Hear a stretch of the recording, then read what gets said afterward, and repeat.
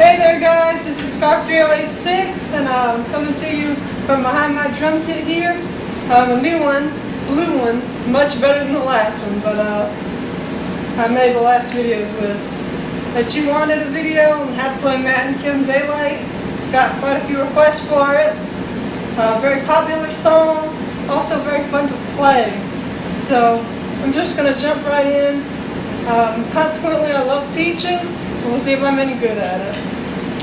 Alright, so jumping right in, I'm going to go ahead and I'm going to play the first few seconds of it, you know, the beginning, so we can kind of get what I'm teaching on today. And let's get to it.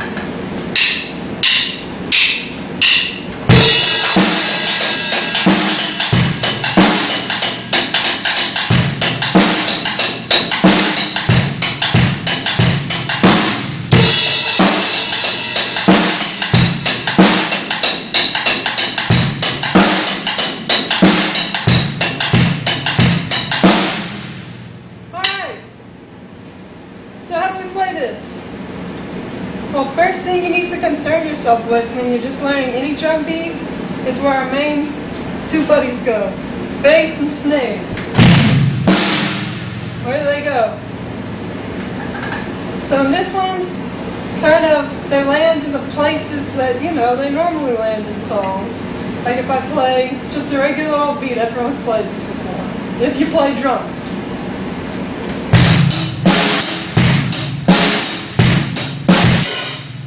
You know that one? The bass and snare are going to land in the same places, on the same, well, as we're counting, we call them the same beat. So if you count to yourself, 1, 2, 3, 4. Our bass is always going to land on an odd number, the 1 or the 3. I'm a math person. This is how I think of it. So in the Matt and Kim song, the bass is going to land on the 1 for most of that time. Now the end measure, that one's kind of different, and we'll get to that one. That one's probably one of the most troubling. But just so far as the majority of the song, it's going to land on the first beat. So you know when I start, as soon as I hit it off, I'm going to hit that bass as it comes in on beat 1, so I count. Something like that. I'm going to hit it on that 1. Also in some of the measures following. And I'm just going to get this out there. You've got to think of this song, at least this part, as chunks. I like to think of it. So here be the first chunk.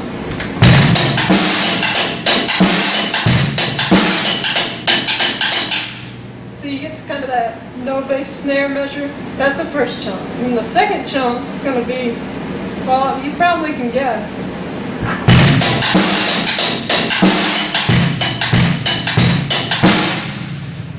That second part. So okay. Alright Mallory, I got you. I can probably figure out where the snare and bass goes, okay? You don't need to tell me twice. But we will go over the snare, just in case. If you're real new, I feel for you. It is hard to learn to play drums. A lot of people take this for granted. If you're real new, we'll go over that too. As far as my bass is landing, you know where that's at. And it also skips. If you notice, you just listen to the music, just listen to that one chunk, play it on your iTunes, whatever it takes. Listen to it, just feel where that bass is landing, and we'll look at the snare now. Alright, so bass. Bass. I get sidetracked, I'm sorry. 1, 2. Snare lands on the 3. So bass 1, snare 3. Then I believe you're going to skip a bass and get the snare the next time. Yeah. So if you're counting 1, 2, 3, 4, think bass, 2, snare, 4, bass. Well, bass won't be the next one. That's what you think in your mind. So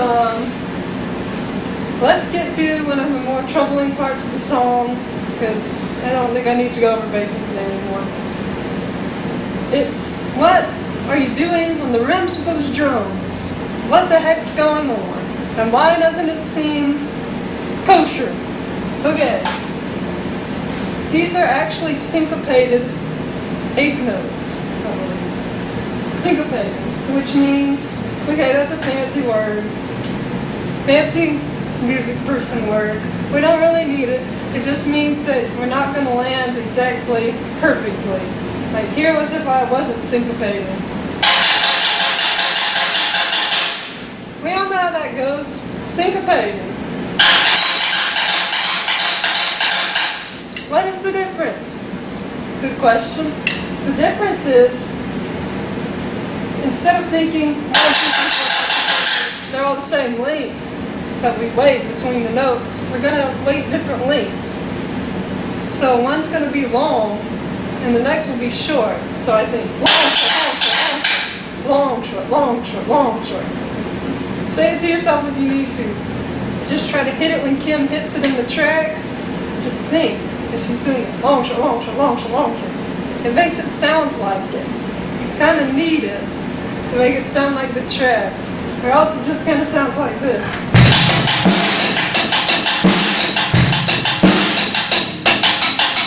And that doesn't really sound like it.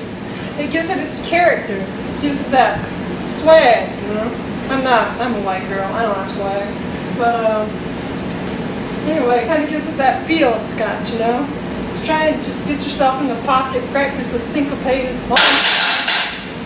Big payoff. Sounds really awesome in the song. And so, now that we covered that, the last big thing for this song is going to be that last part of the second chunk. So I'll play the second chunk again so you see what I'm talking about.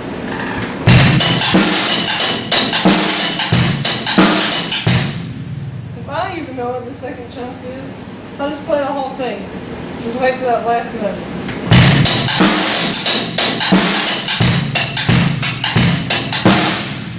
That time. It's that last part that goes.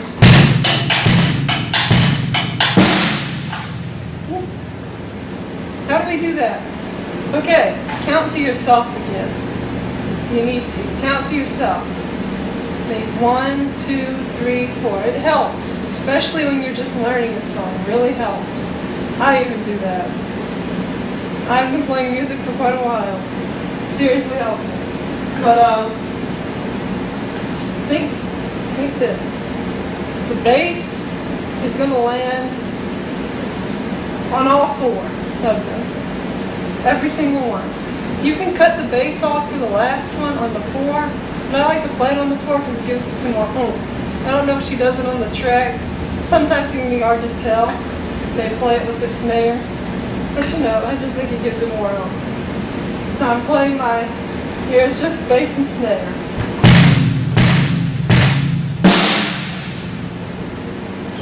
Just like that. Nothing complicated. So what's going on with this part on the rims, okay? I'll play through it again.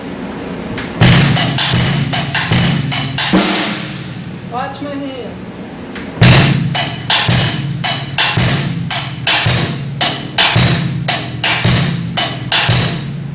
This one hits down.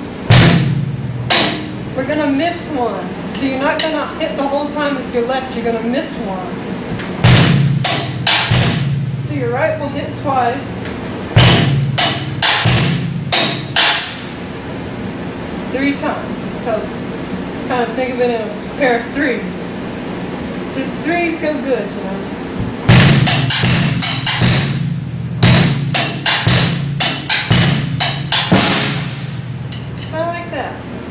I know it can be hard to hear over these acoustic drums and that air conditioner. It's really hot down here though. So, I'm hot now.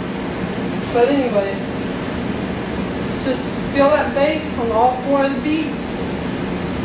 You're going to skip a left hand hit here.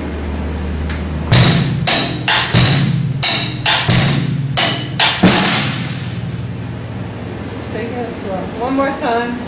Practice it along with me if you're behind your kid. If you're not, do it on your knee. Whatever. Count it.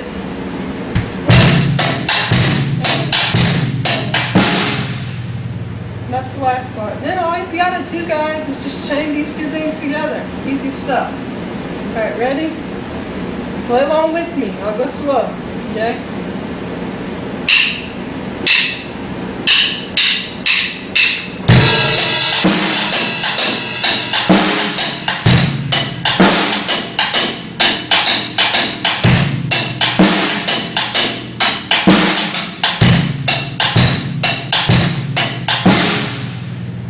Also, one more note on that rim part. I've seen Kim play this live, like in videos. If only I got to see Madam Kim live. But I've watched her play it. Her right hand is on the bass rim. But if you look at mine, I can't really get to my bass rim, so I just do it on the tom rim.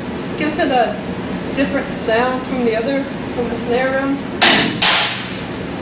Gives it a different noise, so it kind of helps distinguish between them. Like Kim's is distinct.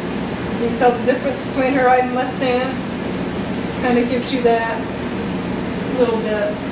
But just if this wasn't too terribly helpful, or you need more, let me know.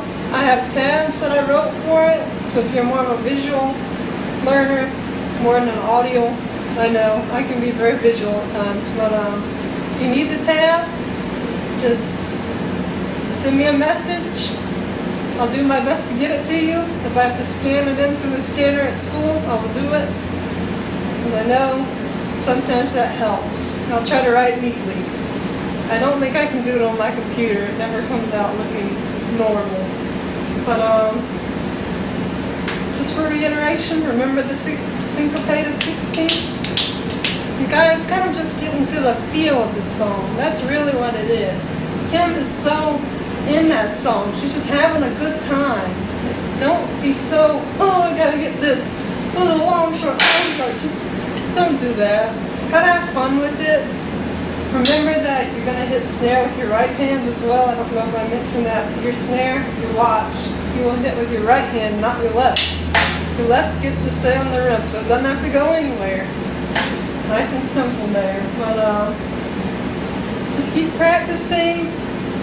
Talk to yourself if that makes it happen. Make it happen, guys. You got this. Try to do it in chunks. Just think of it a little at a time. Keep going through it. Go through it slow.